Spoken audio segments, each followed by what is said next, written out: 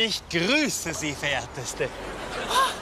Das ist ja der Wahnsinn. Sie sind doch der Hansi Hinterfinger. Ja? Ja, was machen Sie denn da? Ja, ich bin heute hier, um einfachen Autofahrern und schönen Frauen eine große Freude zu machen. Eine große Freude. Ja. Das ist ja toll. Und was passiert jetzt? Ich helfe Ihnen beim Eintanken. Und so wie Sie ausschauen, tanken Sie mit Sicherheit super plus, plus, plus, plus. Ha? Herr Hansi, wollen Sie mich etwa betanken? Es wäre mir eine Ehre. Ja, und warum machen Sie das? Also, ich meine, arbeiten Sie jetzt da? Ich arbeite? Okay, Sie sind lustig. Na, das ist eine gemeinsame Aktion von mir und alle Bürger. Und 10% der getankten Menge gehen einem wohltätigen Zweck zu. Ach, einen wohltätigen Zweck? Ah, das ist ja toll. Ja, ich habe heute nämlich noch einen Charity-Auftritt in Ischgl. Und damit müsste ich ziemlich genau hinkommen.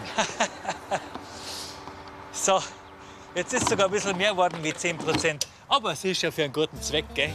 Foto!